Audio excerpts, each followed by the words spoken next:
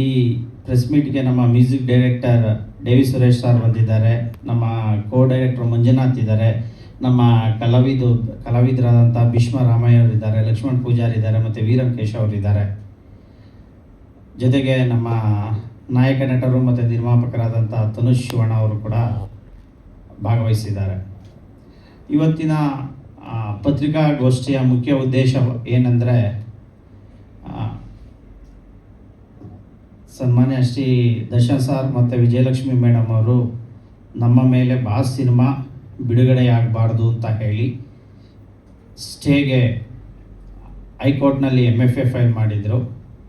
ಅದನ್ನು court dismiss ಮಾಡಿದೆ ಮತ್ತು ಟ್ರೈಲರ್ ಲಾಂಚನ್ನು ನಾವು ಮಾಡ್ತಾ ಇದ್ದೇವೆ. ಇಲ್ಲಿ ನಾವು ಏನು ವಿಷಯ ಹೇಳಕ್ಕೆ ಬರ್ತಾ ಇದ್ದೇವೆ ಅಂದರೆ, ಸ್ಪಷ್ಟವಾಗಿ ಹೇಳ್ತೇವೆ, ಬಾಸ್ ಚಲನಚಿತ್ರ ನಿರ್ದೇಶಕನ ಕಾಲ್ಪನಿಕ ಕತೆ. ಇಲ್ಲಿ ಯಾವುದೇ ವ್ಯಕ್ತಿಗೆ ಬದುಕಿರುವವರಿಗಾಗಲಿ ಅಥವಾ ಮರಣ ಹೊಂದಿರುವವರಿಗಾಗಲಿ ಯಾವುದೇ ರೀತಿ ಹರ್ಟ್ ಮಾಡೋದಾಗಲಿ ನೋಯಿಸೋದಾಗಲಿ ಮಾಡೋದಿಲ್ಲ. ಕೆಲವು ಮಿಸ್ಅಂಡರ್ಸ್ಟ್ಯಾಂಡಿಂಗಿಂದ ಅವರು ಹೋಗಿದ್ದರು. ಭವಿಷ್ಯ ಅವ್ರಿಗೂ ಗೊತ್ತಾಗ್ಬೋದು. ಮುಂದೊಂದು ದಿನ ನಮಗೆ ಸಪೋರ್ಟ್ ಮಾಡ್ತಾರೆ ಅನ್ನೋ ಆಶಾಭಾವನವಿದೆ. ಸೊ ನಾವು ಇವತ್ತು ಟ್ರೈಲರ್ ಲಾಂಚ್ ಇವೆಂಟ್ ಮಾಡಿದ್ದೇವೆ. ಸೊ ನಿಮ್ಮ ಸಪೋರ್ಟ್ ಎಲ್ಲರಿಗೂ ಇರಲಿ ಅಂತ ಕೇಳ್ಕೊಳ್ತೀನಿ. ಸರ್ ಇಲ್ಲ ಸರ್, ಇಲ್ಲ, ಅಲ್ಲಿ ಏನಾಗಿದೆ ಅಂದರೆ ಇಲ್ಲ ಅಲ್ಲಿ ಏನಾಗಿದೆ ಅಂದರೆ ಸರ್, ಟ್ರೈಲರ್ ಲಾಂಚ್ ಅನ್ನೋದನ್ನು ನಮ್ಮ ಕೋ ಡೈರೆಕ್ಟ್ರು ಅಲ್ಲಿ ಜಡ್ಜ್ಮೆಂಟ್ ಆದಾಗ ಟೈಪ್ ಮಾಡ್ತಿದ್ರು. ಆ ಟೈಪಿಕಲ್ ಮಿಸ್ಟೇಕ್ ಇದೆ, ಇವತ್ತು ಆಗ್ತಾ ಇಲ್ಲ ಸರ್, ರಿಲೀಸ್ ಆಗ್ತಾ ಇಲ್ಲ ಸರ್. ನೀವೀಗ ಒಂದು ಕ್ಯಾಪ್ಷನ್ ಮಾಡಿದ್ರಿ, ಅಂದರೆ ಇದು ಕಾಲ್ಪನಿಕ ಹಾಗೆ ಇರುತ್ತೆ, ಬಟ್ ಟ್ರೈಲರ್ ನೋಡಿದಾಗ ಅದೆಲ್ಲವನ್ನ ದಾಟಿ ಅದು ಏನು ಅನ್ಕೊಂಡಿದ್ದೀವಿ ಅದೇ ಸಿನಿಮಾ ಅಂತ ನಂತರ ಎಲ್ಲ ಓಡ್ತಾ ಇದೆ. ಅದೇ ಅನ್ನೋದು ಒಂದು ಇಂಪ್ಯಾಕ್ಟ್ ಕ್ಯಾರಿ ಆಗಿದೆ. ಖಂಡಿತ ಡೆಫಿನೆಟ್ಲಿ ಇಲ್ಲ ಸರ್, ಇದು ನಿರ್ದೇಶಕನ ಕಾಲ್ಪನಿಕ ಕತೆ. ನಾನು ಡೇ ಒನ್ನಿಂದನೇ ಹೇಳ್ತಾ ಇದ್ದೀನಿ, ಇವತ್ತು ಹೇಳ್ತಾ ಇದ್ದೀನಿ, ಇದು ಕಾಲ್ಪನಿಕ ಕತೆ, ಯಾವುದೇ ನೈಜ ಘಟನೆಗಳನ್ನು ತಗೊಂಡು ಮಾಡಿರುವಂಥ ಘಟನೆ ಇಲ್ಲ ಸರ್. ಓಕೆ, ಈ ಪರ ಮತ್ತು ವಿರೋಧ ಅಂತ ಇರುತ್ತೆ. ಇಲ್ಲಿ ಈಗ ಟ್ರೇಲರ್ ನೋಡಿದಾಗ ಏನಾಗಿದೆ, ಅದೆಲ್ಲ ತುಂಬ ಪಾಸಿಟಿವ್ ಲೈನಲ್ಲೇ ಏನೋ ಕ್ಯಾರಿ ಆದಂಗಿದೆ ಅನಿಸ್ತಾ ಇದೆ. ಅದೆಲ್ಲ ಪಾಸಿಟಿವ್ ಲೈನಲ್ಲೇ ಅಂದರೆ ಅವ್ರ ಪರವಾಗಿ ಇದೆಯೇನೋ ಅಂತ ಅನ್ಸುತ್ತೆ ಅದು ಅಂತ. ಈಗ ಕೇಸ್ ಈಗ ಏನಾಗಿರುತ್ತೆ, ನೀವು ಇನ್ಸ್ಪೆಕ್ಟರ್ ಏನು ಹೇಳ್ತಾರೆ ಅದನ್ನ ಕೇಸ್ ಇದು A10 ಹಾಕ್ತೀನಿ A1 ಹಾಕ್ತೀನಿ ಅಂತ. ಸೊ ಈ ವಿಚಾರ ಎಲ್ಲ ಮುಂದೆ ಅದು ಇಶ್ಯೂ ಅನ್ಸಲ್ವಾ ನಿಮ್ದು? ಇಲ್ಲ ಸರ್, ದಯವಿಟ್ಟು ನೀವು ಯಾಕೆ ಎಲ್ಲನೂ ಕೂಡ ಅದಕ್ಕೆ ಕಂಪ್ಯಾರಿಸನ್ ಮಾಡ್ತೀರಾ? ನಾವು ಕಂಪೇರ್ ನೋಡಿದಾಗ ಅನ್ಸಲ್ಬೇಕು. ಇಲ್ಲ, ನೀವು ದಯವಿಟ್ಟು ಒಂದು ಕ್ರೈಮ್ ಥ್ರಿಲ್ಲರ್ ಕಥೆಯ ಅಂದರ ಇರುವಂತಹ ಚಿತ್ರಗಳಲ್ಲಿ ಎಲ್ಲ ಬರುತ್ತೆ. ಇಲ್ಲಿ ನಮ್ಮ ಸಿನಿಮಾದು ಯಾವುದೇ ಒಂದು ನೈಜ ಘಟನೆ ತೆಗೆದುಕೊಂಡು ನಾವು ಮಾಡಿಲ್ಲ sir. A1, A2, A3, A4 ಅನ್ನೋದು ಎಲ್ಲ ಕ್ರೈಮಲ್ಲೂ ಇರೋವಂಥದ್ದು. ಸೊ A10 ಅಂದಿದ ತಕ್ಷಣ ಕನೆಕ್ಟ್ ಮಾಡ್ಕೊಳ್ಳೋದು ಹಂಗಾಗುತ್ತೆ. ಇಲ್ಲ ಸರ್, ಇವಾಗ ನಾವು ಆದಷ್ಟು ಬೇಗ ವಿಜಯಲಕ್ಷ್ಮಿ ಮೇಡಮ್ ಅವ್ರ ಜೊತೆ ಮಾತಾಡ್ತೀವಿ, ಕೂತ್ಕೊಂಡು ಇದ್ರ ವಿಚಾರವಾಗಿ ಮಾತಾಡ್ಬಿಟ್ಟು ಒಂದು ತೀರ್ಮಾನಕ್ಕೆ ಬರ್ತೀವಿ. ಏನಕ್ಕೆ ಅಂತ ಹೇಳಿದ್ರೆ, ಇದು ಮುಂದೆ ಡ್ರ್ಯಾಗ್ ಮಾಡ್ಕೊಂಡು ಹೋಗೋದು ಬೇಡ. ನಮ್ಮದು ಕಳಕಳಿಗೆ ಮನವಿ ಏನಂತ ಹೇಳಿದ್ರೆ, ಅದು ಇಷ್ಟು ದಿನ ಆಯಿತು, ಗೆದ್ವಿ ಸೋತ್ವಿ ಅನ್ನೋ ಪ್ರಶ್ನೆ ಬರಲ್ಲ ಇಲ್ಲಿ. ನಾವು ಗೆದ್ವಿ ನಾವು ಸೋತ್ವಿ ಅನ್ನೋ ಪ್ರಶ್ನೆ ಬರಲ್ಲ ಇಲ್ಲಿ. ಪ್ರಶ್ನೆ ಬರೋದೇನು ಅಂತ ಹೇಳಿದ್ರೆ, ಕನ್ನಡ ಸಿನಿಮಾ ಅಳಿವು ಉಳಿವು ಎರಡೇ, ಅವೆರಡರ ಬಗ್ಗೆ ಮಾತಾಡ್ಕೊಂಡು ಮುಂದೆ ಹೋಗೋಣ ಅಷ್ಟೇ ಸರ್. ಈಗ ಕಾಂಟ್ರವರ್ಸಿ ಆಗೋಯ್ತು ಸರ್, ಕಾಂಟ್ರವರ್ಸಿ ಮಾಡ್ಕೊಂಡು ಕೇಸು ಆಯಿತು, ಕೇಸನ್ನು ದಾಡ್ಕೊಂಡು ಎಲ್ಲ ಬಂದ್ವಿ. ಮತ್ತೆ ಹೇಳ್ಕೊಂಡು ಒಂದು ಕೂಸನ್ನ ಯಾಕೆ ಸಾಯಿಸೋದು ಅಲ್ವಾ ಸರ್? ಈಗ ಪರ್ಟಿಕ್ಯುಲರ್ ಆಗಿ ಈ ಸಿನಿಮಾ ನೀವು ಹೇಳ್ತಾ ಇದ್ರೆ ಕಾಂಟ್ರವರ್ಸಿ ಬೇಡ ಅಂತ, ಬಟ್ ಇದು ಕಾಂಟ್ರವರ್ಸಿಯಿಂದನೇ ಶುರುವಾಗಿದೆ, ಈಗಲೂ ಕೂಡ ಕಾಂಟ್ರವರ್ಸಿಲೇ ಇದೆ. ಅಂದರೆ ಕೋರ್ಟ್ ಮೆಟ್ಲೆ ಇರ್ತಕ್ಕಂಥದ್ದು ಇವತ್ತು ಎಕ್ಸಾಕ್ಟ್ ಆಗಿ ಏನಾಯ್ತು ಕೋರ್ಟಲ್ಲಿ ಅನ್ನುವಂಥದ್ದು, ಜೊತೆಗೆ ಅಲ್ಲಿ ಅಂದರೆ ಅವರ ಪರವಾಗಿರುವಂಥ ವಕೀಲರಾಗಿರ್ಬೋದು ಮತ್ತು ಅವರ ವಾದ ಏನಾಗಿತ್ತು ಅಂತ. ಇಲ್ಲ, ವಾದ ವಿಜಯಲಕ್ಷ್ಮಿ ಮೇಡಮ್ ಮತ್ತೆ ದರ್ಶನ್ ಸರ್ ಪರವಾಗಿರುವಂಥ ವಿಚಾರ, ವಾದ ಎಲ್ಲ ಮುಗಿದೋಯ್ತು. ವಾದ ಎಲ್ಲ ಮುಗಿದಿರೋ ಅಂಥ ಟಾಪಿಕ್ ಇದು. ಅಂದರೆ ಇವತ್ತಿದ್ದು ಬರೀ ಆರ್ಡರ್ಸ್ ಮಾತ್ರ. ಅಂದರೆ ಅಡ್ಮಿಷನ್ ಅಂತ ಇತ್ತು, ಓವರಲ್ ಆಗಿ ಆರ್ಡರ್ ಕೊಟ್ಟರು. ಏನಂತ ಕೊಟ್ಟರು, ಕೇಸ್ ಹ್ಯಾಸ್ ಬಿನ್ ಡಿಸ್ಮಿಸ್ಡ್ ಅಂತ ಕೊಟ್ಟರು ಅಷ್ಟೇ, ಬೇರೆ ಏನೂ ಇಲ್ಲ ಅಲ್ಲಿ. ಅವರು ಏನು ದರ್ಶನ್ ಸಾರು ಮತ್ತು ವಿಜಯಲಕ್ಷ್ಮಿ ಮೇಡಮ್ ಅವರು ಫೈಲ್ ಮಾಡಿದರು MFA, ಅದನ್ನು ಡಿಸ್ಮಿಸ್ ಮಾಡಿದ್ದಾರೆ. ಸಿವಿಲ್ ಕೋರ್ಟಲ್ಲಿ ಎಕ್ಸ್ಪಾರ್ಟಿ ಇಂಜೆಕ್ಷನ್ ತೊಗೊಂಡಿದ್ರು. ಅದರ ಮೇಲೆ ನಾವು ಡಿಸ್ಮಿಸ್ ಮಾಡಬೇಕು ಅಂತ ಹಾಕೊಂಡಾಗ ಅದನ್ನು ಸಿವಿಲ್ ಕೋರ್ಟ್ ವೆಕೇಟ್ ಮಾಡ್ತು. ಸೊ ಬಾಸ್ ಸಿನಿಮಾ ರಿಲೀಸ್ ಮಾಡಬಹುದು ಅಂತ ಹೇಳಿ ಅದರ ಮೇಲೆ ಅವರು ಹೈಕೋರ್ಟ್ ಅಪೀಲ್ ಹೋಗಿದ್ರು. ಸುಮಾರು 1.5 ತಿಂಗಳಿಂದ ವಾದ ವಿವಾದಗಳು ನಡೆದುಕೊಂಡ್ಬಂತು. ಇವತ್ತು ಆರ್ಡರ್ಸ್ಗೆ ಪೋಸ್ಟ್ ಮಾಡಿದ್ರು ಹೈಕೋರ್ಟ್ನಲ್ಲಿ. ಹಾಗಾಗಿ ಸೊ ಅವ್ರು ಆಗ್ತಂಥ MFAನ ವಜಾ ಮಾಡಿದ್ದಾರೆ. ಸೊ ನಮ್ಮ ಬಾಸ್ ಸಿನಿಮಾ ರಿಲೀಸ್ ಮಾಡಬಹುದಾಗಿದೆ. ಸರ್, ಈಗ ಬೇಸ್ಡ್ ಆನ್ ಟ್ರೂ ಸ್ಟೋರೀಸ್ ಅಂತ ನೀವು ಒಂದು ಮೆನ್ಷನ್ ಮಾಡಿದ್ರಿ. ಮೋಸ್ಟ್ಲಿ ಅದನ್ನ ರಿಮೂವ್ ಮಾಡೋಕ್ಕೆ ಹೇಳಿದ್ದಾರೆ ಅನ್ನುವಂಥದ್ದು ಆ ಥರದ್ದು ಇದೆಯಾ?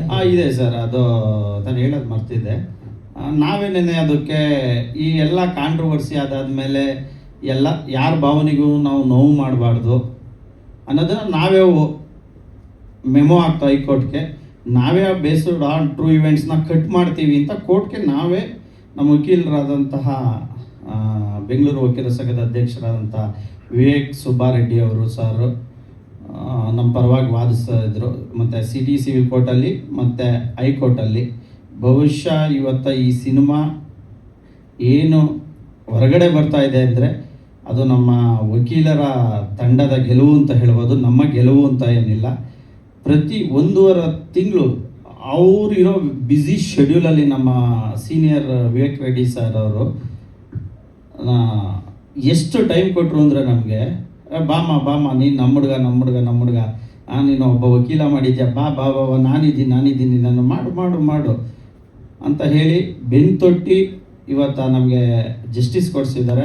ನಾವು ಮೊದಲು ಅವ್ರಿಗೆ ಥ್ಯಾಂಕ್ಸ್ ಹೇಳಬೇಕು. ಜೊತೆಗೆ ಏನು ವಿವೇಕ್ ಸುಬ್ಬಾರೆಡ್ಡಿ ಸರ್ ಆಫೀಸಲ್ಲಿರೋಂಥ ಕೊಲೀಗ್ಗಳು ಪ್ರತಿಯೊಬ್ಬರು ಕೂಡ ಎಷ್ಟು ಜನ ಕೊಲೀಗ್ಸ್ ಇದ್ದಾರೆ.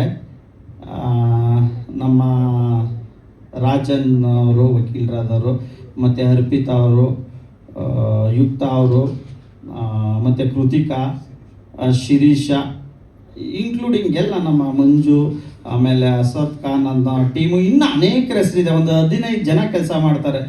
ಪ್ರತಿಯೊಬ್ಬರು ಎಷ್ಟು ದುಡಿದಿದ್ದಾರೆ ಅಂದರೆ ಅದಕ್ಕೆ ಹೇಳ್ಬಾರ್ದು. ಎಷ್ಟು 100 ಸೈಟೇಷನ್ಗಳನ್ನು ತಗೊಂಡೋಗಿ ಇಡೀ ಇಂಡಿಯಾದಲ್ಲಿರೋ ಒಂದೊಂದು ಸ್ಟೇಟಲ್ಲಿರೋ ಸೈಟೇಷನ್ಗಳನ್ನ ತಗೊಂಡೋಗಿ ಕೋರ್ಟ್ ಮಾಡಿ ಅವರು ನಮಗೆ ಇವತ್ತು ಈ ಗೆಲುವು ತಂದುಕೊಟ್ಟಿದ್ದಾರೆ. ಸರ್, ಈಗ ಆಲ್ರೆಡಿ ರಿಲೀಸ್ ಡೇಟ್ ಅನೌನ್ಸ್ ಮಾಡಿದ್ರಿ, ಬಟ್ ತಡೆ ಬಂತು. ಓಕೆ ತನೀಶ್ವರಿ, ಅಂದರೆ ಈಗ ಮತ್ತೆ ನೋಡೋಕೆ ಹೊರಟ್ರೆ ಅದು ಎಲ್ಲೋ ಶೇಡ್ ಹಾಗೆ ಇದೆ ಅಂತ ಅನ್ಸುತ್ತೆ. ಆ್ಯಸ್ ಯೂಶುವಲ್ ಈಗ ದರ್ಶನ್ ಅವ್ರ ವಿಚಾರವಾಗಿ ಕೂಡ ಅವ್ರು ಜೈಲಿಂದ ಹೊರಗೆ ಬಂದರೆ ರಾಜಕೀಯಕ್ಕೆ ಬರ್ಬೋದು, ಈ ಥರದ್ದೆಲ್ಲ ವಿಚಾರಗಳು ಚರ್ಚೆಯಲ್ಲಿದೆ. ಓಕೆನಾ? ಈ ನೀವು ಕೊನೆಯದಾಗಿ ಹೇಳುವಂಥ ಒಂದು ಡೈಲಾಗು ಅಂದರೆ ನಾನು ಎಂದೆಂದಿಗೂ ನಿಮ್ಮ ದಾಸ್ ಅನ್ನೋ ರೀತಿ ಏನೋ ಬರುತ್ತೆ. ಈ ಬಾಸ್ ಎಂದಿಗೂ ನಿಮ್ಮ ದಾಸ, ಬಾಸ್ ಎಂದಿಗೂ ನಿಮ್ಮ ದಾಸ ಅಂತ, ನಿಮ್ಮ ಸೇವೆಗೆ ಸದಾ ಸಿದ್ಧ. ಹೇಳಿ ಹೇಗೆ? ಅದೇ ಡೈಲಾಗ್ ಇರೋದು. ಅದೇ ಡೈಲಾಗು ಮತ್ತೆ ಒಂದು ರೀತಿ ಕನೆಕ್ಟ್ ಆದಂಗೆ ಅನ್ಸಲ್ವಾ ಅಂತ? ಇಲ್ಲ ಸರ್, ಈಗ ಅದು ಸೆನ್ಸರ್ ಆಗಿದೆಯಾ? ಸೆನ್ಸರ್ ಆಗಿದೆ. ಈ ಡೈಲಾಗ್ ಸಿನಿಮಾದಲ್ಲಿದೆ ಸರ್. ನೀವು ಈಗ ಏನು ಯೂಟ್ಯೂಬಲ್ಲಿ ನೋಡ್ತಿದ್ದೀರಾ ಎಲ್ಲ ಸೆನ್ಸಾರ್ ಆಗಿರೋಂಥದ್ದು. ಆದರೆ ಈ ಟ್ರೈಲರ್ ಸೆನ್ಸಾರ್ ಆಗಿಲ್ಲ. ಡೈಲಾಗ್ಗಳು ಇರೋ ಸಿನಿಮಾದಲ್ಲಿರೋಂಥವನ್ನೇ ತೆಗೆದುಕೊಂಡು ಹಾಕಿದ್ದೇವೆ. ನೀವು ಟೀಸರ್ಲು ಟ್ರೈಲರ್ ಏನೇನು ನೋಡಿದ್ರಿ ಅದೆಲ್ಲ ಸಿನಿಮಾದಲ್ಲಿರೋಂಥದ್ದೇ. ಬಟ್ ಟ್ರೈಲರ್ ಸೆನ್ಸಾರ್ ಆಗಿಲ್ಲ ಸರ್. ಟ್ರೈಲರ್ ಸೆನ್ಸರ್ ಆಗಿಲ್ಲ. ಕೋರ್ಟ್ ಕಟ್ಸ್ ಹೇಳಿಲ್ಲ. ಒಂದಷ್ಟು ರಿಯಾಲಿಟಿ ಟಚ್ ಆಗುವಂತದ್ದನ್ನ ತೆಗಿಬೇಕು ಅಂತ ನೀವು ಹೇಳ್ದಂಗಿತ್ತಾಗ್ಲೇ. ಹೇಳಿ ಮೇಡಮ್. ಅದೇ ಹತ್ರ ಅಂದ್ರೆ ರಿಯಾಲಿಟಿಗೆ ಹತ್ರ ಇರುವಂತ ಕೇಸಿಗೆ ಸಂಬಂಧಪಟ್ಟಂತ ದೃಶ್ಯಗಳೇನಾದ್ರು ರಿಲೇಟೆಡ್ ಇದ್ರೆ ತೆಗಿಬೇಕು ಅಂತ. ಸೊ ತೆಗಿಯೋದಾದ್ರೆ ಎಷ್ಟು ತೆಗಿಬೇಕಾಗುತ್ತೆ ಸರ್? ಅಲ್ಲ, ಕೋರ್ಟ್ ಏನು ಹೇಳ್ತಂದ್ರೆ ನಾವು ಹಾಕಿದ್ವಲ್ಲ ಟೀಸರಲ್ಲಿ ಬೇಸ್ಡ್ ಆನ್ ಟ್ರೂ ಇವೆಂಟ್ಸ್ ಅಂತ, ಅದನ್ನ ನಾವೇ ವಾಲಂಟ್ರಿಯಾಗಿ ಮೆಮೊ ಹಾಕಿದ್ದು, ಅದನ್ನು ತೆಗಿತೀವಿ ಅಂತ ಹೇಳಿ, ಕಟ್ ಮಾಡ್ತೇವೆ ಅಂತ ಹೇಳಿ ಅದನ್ನು ಹೇಳಿದ್ದಾರೆ. ಜೊತೆಗೆ ಇನ್ನು ಓರಲ್ಲಿ ಕೆಲವು ವಿಷಯಗಳನ್ನು ಹೇಳಿದರು, ಅವುಗಳು ಇನ್ನೂ ನಮ್ಮ ಕೈಗೆ ಸಿಕ್ಕಿಲ್ಲ. ಏನು ಹೈಕೋರ್ಟು ನಮಗೆ ಡೈರೆಕ್ಷನ್ ಕೊಟ್ಟಿದೆ ಅದನ್ನು ಚಾಚು ಚೊಪ್ತೆ ಮಾಡೇ ಮಾಡ್ತೇವೆ. ಅದನ್ನೆಲ್ಲ ನಮ್ಗೆ ಆರ್ಡರ್ ಕಾಪಿ ತೊಗೊಂಡು ಅದರಲ್ಲಿ ಏನೇನು ಒಂದೊಂದು ಪಾಯಿಂಟ್ ಹೇಳಿದೆ ಅದಕ್ಕೆ ಬದ್ಧವಾಗೇ ನಾವು ಸಿನಿಮಾ ರಿಲೀಸ್ ಮಾಡ್ತೇವೆ. ಭವಿಷ್ಯ ನಾವು ಅಂದ್ಕೊಂಡಿದ್ದಂಗೆ ಆಗಿದ್ರೆ ಸುಮಾರು ಒಂದು 120-130 ಥಿಯೇಟ್ರುಗಳು ನಮ್ಗೆ ಆಲೇ ಇತ್ತು ಈ ಈವ್ನಿಂಗ್ ಮಾಡೋದಕ್ಕೆ. ನಮ್ಮ ವಕೀಲರು ಏನು ಹೇಳಿದ್ರು, ಬೇಡ ಆ ಕೈಗೆ ಆರ್ಡರ್ ಕಾಪಿ ಬರಲಿ, ಸುಮ್ಮನೆ ತಿರ್ಗಾ ಮಾಡೋದು, ತಿರ್ಗಾ ಸಮಸ್ಯೆಗಳು ಸಿಗಾಕೊಳ್ಳೋದು ಬೇಡ ಅಂತ ಹೇಳಿದ್ರು.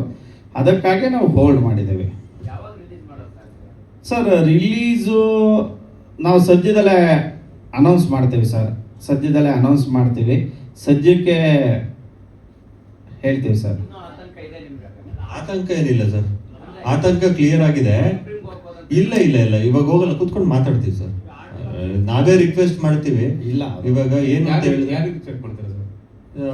ಹೋಗ್ಬಿಟ್ಟು ವಿಜಯಲಕ್ಷ್ಮಿ ಮೇಡಮ್ ಅವ್ರ ಹತ್ರ ಅಲ್ಲ, ಇಲ್ಲ, ಡೇ ಒನ್ ಇಂದನೂ ಮಾತಾಡಕ್ ಟ್ರೈ ಮಾಡಿದೀವಿ ಸರ್. ಓಕೆ. ಡೇ ಒನ್ ಇಂದನೂ ಮಾತಾಡಕ್ ಟ್ರೈ ಮಾಡಿದೀವಿ. ಬೇರೆ ಮುಖಾಂತರ ಹೋಗ್ಬಿಟ್ಟು ಮಾತಾಡ್ತೀವಿ. ಅಲ್ಲ ಅಟ್ಲೀಸ್ಟ್ ಕೂತ್ಕೊಂಡು ಮಾತಾಡ್ತೀವಿ. ಓಕೆ ಅನ್ನೋ ತರ ಸಿಕ್ಕಿದೆಯಾ ಏನಾದ್ರು ಪಾಸಿಟಿವ್? ಕೂತ್ಕೊಂಡು ಮಾತಾಡ್ತೀವಿ. ಅದು ನಾನು ಹೇಳ್ತೀನಿ, ನಾನು ಇನ್ನೊಂದು 2-3 days ಅಲ್ಲಿ ನಿಮ್ಗೆ ಹೇಳ್ತೀನಿ. ಅದೇ ಇವರು ಜಗನ್ ಸರ್ ಹೇಳ್ದಂಗೆ, ಈಗ ನೀವು ಅವರು ಸಿಟಿ ಕೋರ್ಟ್ ಹೋದ್ರೆ ಅಲ್ಲಿಂದ ಹೈಕೋರ್ಟಿಗೆ ಅವ್ರು ಅಲ್ಲಿಗೂ ಬಂದ್ರು, ಕೇಸ್ ಹಾಕೊಂಡ್ರೆ, ಈಗ ನೀವು ನಿಮ್ಮ ಪರ ತೀರ್ಪು ಬಂದಿದೆ, ಅಗೇನ್ ನೀವು ಅವ್ರು ಸುಪ್ರೀಂ ಕೋರ್ಟ್ ಹೋಗ್ಬೋದು ಅಥವಾ ಮತ್ತೆ ಹೈಕೋರ್ಟ್ ನೀವು ಸದಸ್ಯ ಪೀಠ ಅಲ್ಲೂ ಆಗ್ಬೋದು. ಅಲ್ಲ ಇಲ್ಲ, ಅವ್ರ ವಕೀಲರು ಕೇಳಿದ್ರು, ಸಾಹೇಬರು ಏನು ಆರ್ಡ್ರ್ ಮಾಡಿದ್ರು, ಆವಾಗ ಅಲ್ಲಿದ್ದಂಥ ದರ್ಶನ್ ಸರ್ ಮತ್ತು ವಿಜಯಲಕ್ಷ್ಮಿ ಮೇಡಮ್ ಅಡ್ವೊಕೇಟ್ಸ್ ಅಪ್ರೋಚ್ ಮಾಡಿದ್ರು, ಈ ಸಿನಿಮಾನ ಬಿಡುಗಡೆ ಆಗದಂಗೆ ನಮ್ಗೊಂದು ವಾರ ಕಾಲಾವಕಾಶ ಕೊಡಿ ಅಂತ ಹೇಳಿ ಬಿಡುಗಡೆ ಆಯ್ತು. ಅದಕ್ಕೆ ನೀವು ಮುಂದೆ ಏನೈತೆ ಪ್ರೊಸೀಜರ್ ಫಾಲೋ ಮಾಡಿ, ನಾನು ಇದು ಕೊಡಲ್ಲ, ನಾನು ಆರ್ಡ್ರು ಸಿನಿಮಾ ಬಿಡುಗಡೆ ಮಾಡಿ ಅಂತ ಮಾಡಿದ್ದೇನೆ, ಇದಕ್ಕೆ ನನ್ನ ಆರ್ಡ್ರಿಗೆ ನಾನು ಕೊಡೋದಿಲ್ಲ ಅಂತ ಜಡ್ಜ್ ಸಾಹೇಬರು ಹೇಳಿದರು, ಕೋರ್ಟ್ ಹೇಳಿತ್ತು. ನಂತರ ನಮ್ಮ ಹೀರೋ ಏನೋ ಮಾತಾಡಿದ್ದೀವಿ ಅಂತ ನನಗೆ ಈಗ ಹೇಳ್ತಾ ಇದ್ದಾರೆ. ಖಂಡಿತ ಮಾತಾಡಿದ್ರೆ ನಮ್ಮ ಒಳ್ಳೆಯದೇ ಸರ್. ಸರ್, ಈಗ ನಿಮ್ಮ ಇಷ್ಟು ಈ ಕೋರ್ಟ್ ಕೇಸ್ ಎಂಟ್ರಿ ಆದಾಗಿಂದ ನಿಮ್ದು ಎಷ್ಟು ಖರ್ಚಾಗಿದೆ ಸರ್ ಕೋರ್ಟ್ ಕೇಸು ಅಂತ? ಅದು ಸುಮಾರಾಗಿದೆ ಬಿಡಿ, ಅದನ್ನ ಇವಾಗ ಮೀಡಿಯಾದಲ್ಲಿ ಲೆಕ್ಕ ಹೇಳೋದು ಬೇಡ. ಅದು ಸುಮಾರಾಗಿದೆ, ಸಾಕಷ್ಟು ಆಗಿದೆ. ಬರೀ ಅದೊಂದೇ ಅಲ್ವಲ್ಲ, ಇವಾಗ ಫೈನಾನ್ಸ್ಗೂ ತೊಗೊಂಡಿರ್ತೀವಿ, ಸಿನಿಮಾ ಖರ್ಚಾಗಿರೋ ದುಡ್ಡೆಲ್ಲ ಫೈನಾನ್ಸಿಗೆ ತೊಗೊಂಡಿರ್ತೀವಿ. ಅದು ಬಡ್ಡಿ ಡೈಲಿ ಪ್ರಕಾರ ಹೋಗ್ತಾ ಇರುತ್ತೆ, ಮಂತ್ಲಿ ಪ್ರಕಾರ ಹೋಗ್ತಾ ಇರುತ್ತೆ. ಅದೆಲ್ಲ ತುಂಬ ಒಂದು ತಿಂಗಳು ಡಿಲೇ ಆಯಿತು ಅಂತ ಹೇಳಿದ್ರೆ ನನಗೊಂದು 15 ಲಕ್ಷ ಲಾಸ್ ಆಗುತ್ತೆ. ನೀವು ಬಿಟ್ಟಿರೋ ಇಲ್ಲಿಂದ ಇಲ್ಲಿವರೆಗೆ ಪೋಸ್ಟ್ ಇರ್ಬೋದು ಅಥವಾ ಬಿಟ್ಟಿರೋ ಎಲ್ಲ ಕಂಟೆಂಟ್ಗಳು ಅದು ದರ್ಶನ ನೇರವಾಗಿ ಕನೆಕ್ಟ್ ಆಗುತ್ತೆ. ಯಾರು ನೀವು ಒಪ್ಕೋತಿಲ್ಲ, ಇಲ್ಲ ಅದಲ್ಲ ಅಲ್ಲ ಅಂತ ಹೇಳ್ತಿದ್ದೀನಿ. ಕೊನೆಯ ಡೈಲಾಗ್ ಅವ್ರು ಹೇಳ್ದಂಗೆ ದಾಸ್ ಅನ್ನೋದು ಬರ್ತೀನಿ, ಬಾಸ್ ಅನ್ನೋದು ಬರುತ್ತೆ, ಯಾರು ಯಾಕೆ ಒಪ್ಕೋತಿಲ್ಲ ಅಂತ? ಇಲ್ಲ ಸರ್, ನೀವು ನಿಮ್ಮ ಪ್ರಕಾರ ನಾವು ಒಪ್ಕೊಂಡ್ಬಿಡ್ಬೇಕು ಅದೇ ಅಂತ. ಅಲ್ಲ, ನೀವು ಬಿಟ್ಟಿರೋ ಕಂಟೆಂಟ್ ಅಲ್ಲ ಸರ್, ಈಗ ಒಪ್ಕೊಳ್ಳಿ ಅಂತ ನಿಮ್ಗೆ ಅದಿಲ್ಲ ಸರ್. ಈಗ ಅದಿಲ್ಲ. ಏನು ಗೊತ್ತಾ ಸರ್ ರಮೇಶ್ ಸರ್, ಈಗ ನಾವು ಏನು ಈಗ ಇಲ್ಲೇನು ಮಾತಾಡ್ತೀವಿ, ಈಗ ಮಲ್ಕೊಂಡಾಗ ಅದೇ ಕ್ಯಾನ್ಸಲ್ ಬರುತ್ತೆ ಅಂತ ನಂಬಿಕೆ, ಆ ರೀತಿ ಅಷ್ಟೇ ಸರ್. ಹಾಂ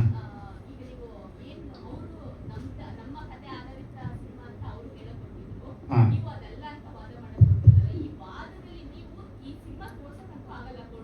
ಎಸ್ ಮೇಡಮ್, ಈಗ ಅವರ ನಮ್ಮ ವಾದ ಏನಿತ್ತು ಅಂದರೆ, ಫಸ್ಟು ನಾನು ದರ್ಶನ್ ಸರ್ ಮತ್ತು ವಿಜಯಲಕ್ಷ್ಮಿ ಮೇಡಮ್ ಹಾಕಿದ್ದನ್ನು ನಾನು ಒಂದು ಸ್ಮಾಲ್ ಹೇಳ್ತೀನಿ. ಇದು ಬಾಸ್ ಅನ್ನೋದು ಒಂದು ಟ್ರಯಲ್ ಈಗ ಏನು ನಡೀತಾ ಇದೆ, ರೇಣುಕಾಸ್ವಾಮಿ ಅವರ ಪ್ರಕರಣ, ಆ ಘಟನೆಯಿಂದ ಪ್ರೇರಿತರಾಗಿ ಮಾಡಿದ್ದಾರೆ. ಏನು ಟ್ರಯಲ್ ನಡೀತಾ ಇದ್ರೆ ಆ ವಿಟ್ನೆಸ್ಗಳ ಮೇಲೆಲ್ಲ ಇನ್ಫ್ಲೂಯೆನ್ಸ್ ಆಗುತ್ತೆ, ಆದಾಗ ನಮಗೆ ಅಡ್ವರ್ಸ್ ಆಗುತ್ತೆ, ಜೊತೆಗೆ ನಮ್ಮ ಪರ್ಸ್ನಲ್ ರೈಟ್ಸ್ ಮೇಲೆ ಪ್ರಭಾವ ಬೀರುತ್ತೆ, ಮತ್ತು ಏನು ಸೆನ್ಸಾರ್ ಕೊಟ್ಟಿದ್ದಾರೆ ಸಿನಿಮಾ ಅದನ್ನು ಬ್ಯಾನ್ ಮಾಡಬೇಕು ಅಂತ ಹೇಳಿ ಅವರು ಹಾಕಿದ್ರು. ನಮ್ಮ ವಾದ ಏನಿತ್ತು ಅಂದರೆ, ಇದು ಒಬ್ಬ ನಿರ್ದೇಶಕನ ಕಾಲ್ಪನಿಕ ಕತೆ. ಭಾರತ ಸಂವಿಧಾನದಲ್ಲಿ ವಾಕ್ ಮತ್ತು ಅಭಿವ್ಯಕ್ತಿ ಸ್ವಾತಂತ್ರ್ಯ ನಮಗಿದೆ, ಫ್ರೀಡಮ್ ಆಫ್ ಸ್ಪೀಚ್ ಅಂತ ಏನು ಹೇಳ್ತೀವಿ, artistic freedom of speech article 91 class A ಪ್ರಕಾರ ಒಬ್ಬ ನಿರ್ದೇಶನಿಗೆ ಅವನ ಕಲ್ಪನೆಯಲ್ಲಿ ಮಾಡುವಂಥ ಕಥೆಗಳನ್ನು ಮಾಡ್ಬೋದು. ಇದು ನಿಜ ಜೀವನ ಅಲ್ಲ, ಘಟನೆ ಅಲ್ಲ. ನಾವು ಸಿನಿಮಾದ ಬಿಗಿನಿಂಗ್ 30 ಸೆಕೆಂಡಲ್ಲೇ ಹೇಳಿದ್ದೀವಿ, ಡಿಸ್ಕ್ಲೈಮರ್ ಹೇಳಿದ್ದೀವಿ, ಇದೊಂದು ಕೇವಲ ಕಾಲ್ಪನಿಕ ಕಥೆ ಅಂತ ಹೇಳಿ. ಸೊ ನಾವು ಯಾವುದೇ ಕಾರಣಕ್ಕೂ ಆ ಘಟನೆ ತಗೊಂಡು ಮಾಡಿಲ್ಲ. ಅವರ ವಾದ ಏನಿತ್ತು ಅಂದರೆ, ಚಾರ್ಜ್ ಶೀಟಲ್ಲಿ ಇರುವ ಅಂಶಗಳನ್ನು ಕೆಲವು ಇಲ್ಲಿ ಉಲ್ಲೇಖ ಮಾಡಿದ್ದಾರೆ, ಅದು ಪಬ್ಲಿಕ್ ಡೊಮಿನಿಯಲ್ಲಿ ಬರೋದಿಲ್ಲ. FIR ಇಸ್ ಎ ಪಬ್ಲಿಕ್ ಡೊಮಿನಿಯಲ್ಲಿ ಬರುತ್ತೆ, ಇದು ಬರೋದಿಲ್ಲ ಅಂತ. ನಮ್ಮ ವಾದ ಏನಿತ್ತು ಅಂದರೆ, ಒಂದು ಸಲ ವಿಷಯ ಸಮಾಜಕ್ಕೆ ಗೊತ್ತಾದಾಗ ಅದು ಪಬ್ಲಿಕ್ ಡೊಮಿನಿಯಲ್ಲಿ ಬರುತ್ತೆ, ಅದು ಪ್ರೈವಸಿಯಲ್ಲಿ ಬರೋದಿಲ್ಲ ಅಂತ ನಮ್ಮ ವಕೀಲರ ವಾದವಾಗಿತ್ತು ಮತ್ತು ನಮ್ಮ ಚಿತ್ರತಂಡದ ವಾದವಾಗಿತ್ತು. ಇದನ್ನೆಲ್ಲ ಪುನಸ್ಕರಿಸಿ ಅವರು ಹಾಕಿದಂತಹ ಅರ್ಜಿನ ಇವತ್ತು ಹೈಕೋರ್ಟ್ ವಜಾ ಮಾಡಿದೆ ಮೇಡಮ್. ತನು ಸರ್, ಇಲ್ಲಿ ಸರ್ ಹೇಳಿ. ಇಷ್ಟು ದಿನ ಲೀಗಲ್ ಆಗಿ ಫೈಟ್ ಮಾಡಿದ್ರಿ, ಎಲ್ಲವೂ ಆಗಿದೆ ಈಗ. ಮತ್ತೆ ನೀವು ಇಷ್ಟು ವರ್ಷಗಳ ಕಾಲ ಸಿನಿಮಾ ಮಾಡ್ಕೊಂಡು ಬಂದಿದ್ದು ಒಂದು ಗೆಲುವು ನೋಡೋದಕ್ಕೆ, ನಿಮ್ಮ ಧ್ವನಿಯಲ್ಲಿ ಅದು ತೊಳಲಾಟ ಇನ್ನೂ ಕೂಡ ಇದೆ. ಅಂದ್ರೆ ಎಲ್ಲವೂ ಕೂಡ ಮುಗಿದು ಬಿಡ್ಲಿ ಬೇಗ ಅಂತ. ಆಗಸ್ಟ್ ಅಲ್ಲಿ ದೊಡ್ಡ ದೊಡ್ಡ ಸಿನಿಮಾಗಳು ಲೈನ್ ಅಪ್ ಅಲ್ಲಿ ಇದೆ, ನಿಮಗೂ ಗೊತ್ತಿದೆ. ಆ ಸೈಕಲಾಜಿಕಲ್ ಸ್ಟ್ರೆಸ್ ಹೇಗಿದೆ ಅಂತ ಈಗ? ಇಲ್ಲ, ಅದು ಸ್ಟ್ರೆಸ್ ಏನಿಲ್ಲ. ನಮಗೆ ನಮ್ಮ ಸಿನಿಮಾ ಮೇಲೆ 100% ಕಾನ್ಫಿಡೆನ್ಸ್ ಇದೆ. ನಮಗೆ 10 ಸಿನಿಮಾಗಳ ಮಧ್ಯೆ ನಮ್ಮ ಸಿನಿಮಾ ಬಂದ್ರೂ ಗೆದ್ದೇ ಗೆಲ್ತೀವಿ ಅನ್ನೋ ಒಂದು ಕಾನ್ಫಿಡೆನ್ಸ್ ಇದೆ. ನಮ್ಮ ಸಿನಿಮಾಗಳ ಮಧ್ಯೆ ನಾವು ಬರಲ್ಲ, ಅಂದರೆ ನಮ್ಮ ಕನ್ನಡ ಭಾಷೆ ಸಿನಿಮಾಗಳ ಮಧ್ಯೆ ನಾವು ಬರಲ್ಲ, ದೊಡ್ಡ ದೊಡ್ಡ ಸಿನಿಮಾಗಳ ಮಧ್ಯೆ. ಹಂಗಂತ ನಾವು ಬರ್ದಂಗೂ ಇರೋದಕ್ಕಾಗಲ್ಲ. ಸೊ ಆಗಸ್ಟಲ್ಲಿ ದೊಡ್ಡ ಸಿನಿಮಾ ಬರ್ತಾ ಇದೆ, ಸಣ್ಣ ಸಿನಿಮಾ ಬರ್ತಾ ಇದೆ, ಅದೆಲ್ಲ ನೋಡ್ಕೊಂಡು ಕೂತ್ಕೊಳ್ಳಲ್ಲ ಸರ್. ಒಳ್ಳೆ ರೈಟ್ ಟೈಮ್ ನೋಡಿಕೊಂಡು ಬಂದ್ಬಿಡ್ತೀವಿ. ನಾವು ಆ್ಯಕ್ಚುಲಿ ನಾವು ಪ್ಲ್ಯಾನ್ ಪ್ರಕಾರ ಕೋರ್ಟ್ ಕೇಸ್ ಏನಾದರೂ ಮಂಗಳವಾರ ಅಥವಾ ಬುಧವಾರ ಏನಾದರೂ ಆಗಿದ್ರೆ ಈ ಫ್ರೈಡೇ ಬಂದ್ಬಿಡ್ತಾ ಇದ್ವಿ. ನಾವು 100% ಬರ್ತಾ ಇದ್ವಿ. ನಾವು ರೆಡಿ ಇದ್ದೀವಿ ಎಲ್ಲದಕ್ಕೂ. ನಾ ಅದೇ ಹೇಳ್ದಲ್ಲ, ಇದು ಮತ್ತೆ ಇನ್ನು ಜಂಜಾಟ ಬೇಡ. ಇದು ಆಲ್ರೆಡಿ ಎಳ್ಕೊಂಡು ಬಂದ್ಬಿಟ್ವಿ. ಆಲ್ರೆಡಿ 4 ತಿಂಗಳಾಯಿತು. 4 ತಿಂಗಳಿಂದ ಬರೀ ಕೋರ್ಟು ಕೇಸು ಅಂತ ಓಡಾಡಿ ನಮಗೂ ಬೇಜಾರಾಗಿದೆ. ಇವಾಗ ಏನಂತ ಹೇಳಿದ್ರೆ, ಅವರು ಇವಾಗ ಬೇಕು ಅಂತ ಯಾರು ಮಾಡಲ್ಲ ಸರ್. ಗೊತ್ತಿಲ್ಲದೇನೋ ಏನೋ ಮಿಸ್ಅಂಡರ್ಸ್ಟ್ಯಾಂಡಿಂಗ್ ಅವರು ಹಾಕ್ಬಿಟ್ಟಿದ್ದಾರೆ. ಕೂತ್ಕೊಂಡು ಇದನ್ನು ಸಾಲ್ವ್ ಮಾಡ್ಕೊಳ್ಳೋಣ ಅಷ್ಟೇ. ಮತ್ತೆ ಫರ್ದರ್ ಏನು ಹೋಗೋದು ಬೇಡ. ಅವರು ದೊಡ್ಡ ಮಟ್ಟಕ್ಕೆ ಸಾಧನೆ ಮಾಡಿದ್ದಾರೆ ದರ್ಶನ್ ಸರ್ ಅವರು. ಏನೋ ಅಂತ ಸಣ್ಣ ಮಿಸ್ಟೇಕ್ ಆಗಿದೆ, ಅದೆಲ್ಲ ಕೋರ್ಟ್ ನೋಡ್ಕೊಳ್ಳುತ್ತೆ. ಇವಾಗ ನಮ್ಮ ಸಿನಿಮಾಗೆ ಸಂಬಂಧಪಟ್ಟಿದ್ದು ಏನಿದೆ ಅದನ್ನು ಕೂತು ಮಾತಾಡಿ ಪರಿಹಾರ ಮಾಡ್ಕೊಳ್ಳೋಣ. ನಾನು ಬೇರೆ ಮೂಲಕ ಇಷ್ಟು ದಿವಸ ಮಾತಾಡಿಲ್ಲ, ಬೇರೆ ಮೂಲಕ ಟ್ರೈ ಮಾಡಿಲ್ಲ ಅಂತ ಏನಲ್ಲ. ತುಂಬ ಸರ್ತಿ ಟ್ರೈ ಮಾಡಿದ್ದೆ, ಆದರೆ ನನಗೆ ರೈಟ್ ಕಾಂಟ್ಯಾಕ್ಟ್ ಸಿಕ್ಕಿರಲಿಲ್ಲ.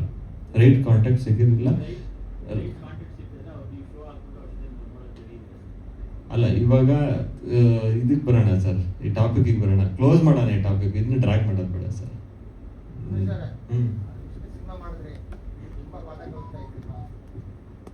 ಪ್ರತಿ ಸಿನಿಮಾ ಪಾಠನೇ ಇಲ್ಲ ಸರ್.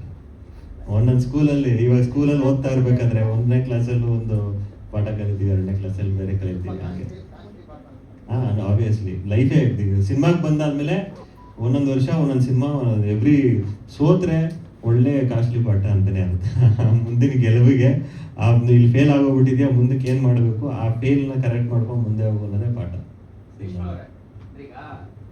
ನಾವು ಇಷ್ಟು ಸಂದರ್ಭದಲ್ಲಿ ಅಂದ್ರೆ ನಿರ್ದೇಶಕರು ಮತ್ತೆ ನಟರು ಮಾತಾಡ್ತಾರೆ, ಅಂದ್ರೆ ತಂಡದ ಭಾಗ ಆಗಿ ನಿಮ್ಗೆ ಯಾವ ರೀತಿ ಆತಂಕ ಇದೆಯಾ? ಒಂದ್ ಸಿನಿಮಾದ ಒಂದಿಷ್ಟು ಕನಸುಗಳಿರುತ್ತೆ, ನಿರೀಕ್ಷೆಗಳಿರುತ್ತೆ. ಈ ತಂಡದ ಭಾಗ ಆಗಿ ಏನು? ಇಲ್ಲ, ನಾವು ತನುಷ್ ಅವರು ಸುಮಾರು 4 ಸಿನಿಮಾಗಳಿಂದ ಜೊತೆನಲ್ಲಿ ಕೆಲಸ ಮಾಡ್ಕೊಂಡು ಬರ್ತಿದ್ದೀವಿ.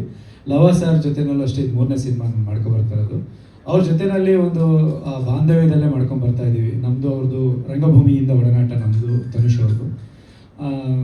ಇದು ಈ ರೀತಿ ಒಂದು ಪ್ರಕ್ರಿಯೆಗೆ ತಿಳ್ಕೊಳ್ಳುತ್ತೆ ಅಂತ ನಮಗೂ ಗೊತ್ತಿರಲಿಲ್ಲ ಶುರುವಿನಲ್ಲಿ ನಾವು ಮಾಡಿದಾಗ. ಬಟ್ ಏನೇ ಆದರೂ ಅಲ್ಟಿಮೇಟಾಗಿ ಸಿನಿಮಾ ಗೆಲ್ಲೇಬೇಕು, ಸಿನಿಮಾದ ಆಶಯ ಗೆಲ್ಲಬೇಕು ಅನ್ನೋದೇ ನಮ್ಮ ಉದ್ದೇಶ.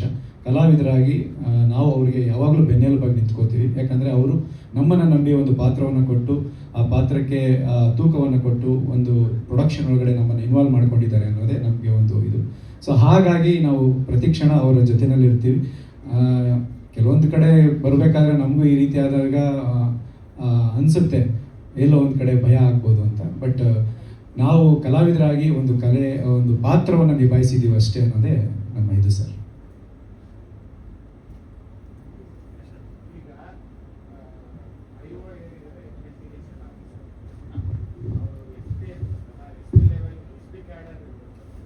ಹೌದೌದು, ಎಸ್ ಸರ್. ಹೌದೌದು, ಎಸ್.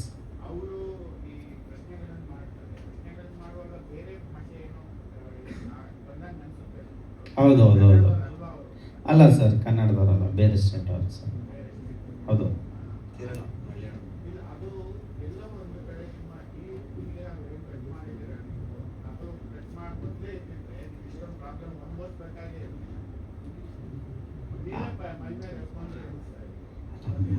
ಅಲ್ಲ ಸರ್, ಈಗ ಯಾರಿಗೂ ಹಿಂಗೆ ಮುಂದೆ ಆಗುತ್ತೆ ಅನ್ನೋದನ್ನ ಫ್ಯೂಚರ್ ಯಾರಿಗೂ ಗೊತ್ತಿರೋದಿಲ್ಲ.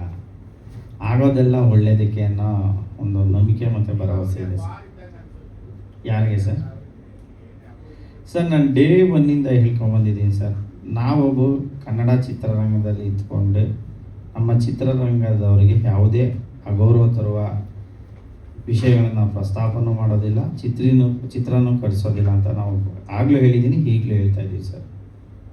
ಲವ ಸರ್, ನೀವು ಪ್ರಾಮಾಣಿಕವಾಗಿ ಹೇಳಿ, ಹೇಳಿ. ಸಿನಿಮಾ ರಿಲೀಸ್ ಆಗಿ ಈಗ ಆಡಿಯನ್ಸ್ ಬಂದು ನೋಡ್ತಾರೆ, ನೋಡಾದ್ಮೇಲೂ ಈ ಒಪಿನಿಯನ್ ಎಲ್ಲ ಚೇಂಜ್ ಆಗುತ್ತಾ?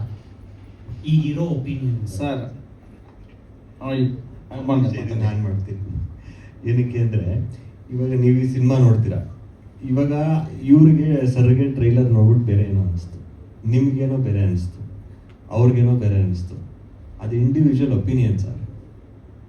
ನಿಮ್ಗೇನು ಅನಿಸುತ್ತೆ, ನನಗೇನು ಅನಿಸುತ್ತೆ, ಅವ್ರಿಗೇನು ಅನಿಸುತ್ತೆ ಅಲ್ಲ ಸರ್. ನಿಮ್ಮ ಮನಸ್ಸಲ್ಲಿ ಏನಿದೆ ನಿಮ್ಗೆ ಅದು ಕನೆಕ್ಟ್ ಆಗುತ್ತೆ, ಅದು ಸಿನಿಮಾ. ನೀವು ಅಲ್ಲಿ ಕ್ಯಾರೆಕ್ಟರ್ ಒಳಗಡೆ ಹೋಗ್ಬಿಟ್ರೆ ನೀವು ಹೀರೋ ಕ್ಯಾರೆಕ್ಟರ್ ಒಳಗಡೆ ಹೋದ್ರೆ ಹೀರೋ ಆಗ್ತೀರಾ, ಅಥವಾ ಬೇರೆ ಇನ್ನೊಬ್ರು ಕ್ಯಾರೆಕ್ಟರ್ ಒಳಗಡೆ ಹೋದ್ರೆ ಇನ್ನೊಬ್ರು ಕ್ಯಾರೆಕ್ಟರ್ ಆಗ್ತೀರಾ. ಆ ಥರ ಇದೆ ಸರ್. ಸಿನಿಮಾ ಕನೆಕ್ಟ್ ಆಗ್ತಾ ಹೋಗುತ್ತೆ ಅಷ್ಟೇ. ನೀವು ಏನು ಕನೆಕ್ಟ್ ಮಾಡ್ಕೋತೀರ ಅದು ಕನೆಕ್ಟ್ ಆಗುತ್ತೆ. ಆ ಥರ ಆಗಲ್ಲ ಬಿಡಿ ಸರ್, ಆ ಥರ ಆಗೋದಿಲ್ಲ. ಈಗ ಅಲ್ಲೇ ಒಂದ್ಸಲ ಹಿಂದೆ ಯಾರೋ ನಮ್ಮ TV9 ಮಂಗಳಾ ಮೇಡಮ್ ಏನೋ ಕೇಳಿದ್ರು, ಎಸ್ ಅಂದಿದ್ದೆ, ಅದನ್ನು ತೊಗೊಂಡೋಗಿ ಅದು ಅಲ್ಲಿ ಡೈರೆಕ್ಟ್ರು ಒಪ್ಕೊಂಡಿದ್ದಾರೆ ಅಂತ ಹೇಳ್ಬಿಟ್ಟು ಹಾಕೊಂಡು ಚೆನ್ನಾಗಿ ರುಬ್ಬಿದ್ರು ನನಗೇನೆ. ನಾನೇ ಏನು ಕಟ್ಟಲ್ಲಿ ನಿಮ್ಮ ಥರ ಕೇಳ್ತಾಯಿದ್ರು, ಎಸ್ ಮೇಡಮ್ ಹೇಳಿ ಮೇಡಮ್ ಅಂದೆ. ಇವರು ಡೈರೆಕ್ಟ್ರು ಒಪ್ಕೊಂಡಿದ್ದಾರೆ ಟ್ರೂ ಇವೆಂಟ್ಸ್ ಅಂತ, ಅದೇ ಪ್ರಕರಣ ಮಾಡಿದ್ದೀನಿ ಅಂತ ಅದ್ರ ಮೇಲೆ 2 ಅವರ್ ಆರ್ಗ್ಯುಮೆಂಟ್ಸ್ ಆಯಿತು. ಕಲ್ಪನೆ ಸರ್ ಅಷ್ಟೇ. ಸಿನಿಮಾ ಅನ್ನೋದೊಂದು ಫಿಕ್ಷನಲ್ ಸ್ಟೋರಿ, ಹಾಗಾಗಿ ಇದು ಫಿಕ್ಷನಲ್ ಮಾಡಿದ್ದೀವಿ sir, not real incident sir. ಇದು ಒಂದು ಕಲ್ಪನೆ sir, completely fictional story. Release ಆದ್ಮೇಲೆ ಅದನ್ನ ಮಾತಾಡೋಣಲ್ಲ. ಏನ್ ಹೇಳ್ತೀವಿ ಸರ್, ಹೇಳಿ, ನೀವೇ ಹೇಳ್ಬೇಕು. ಏನಂತ ಸರ್? ಅದೇ ಇಮ್ಯಾಜಿನೇಷನ್ ಅಂತ ಹೇಳ್ತಾರೆ. ಥ್ಯಾಂಕ್ ಯು ಸರ್, ಎಲ್ಲರೂ ಬಂದಿದ್ದಕ್ಕೆ. Thank you so sir. Much trailer ಏನಿಸ್ತು ಸರ್, ಹೇಳಿ ಸರ್, ಹೇಳಿ.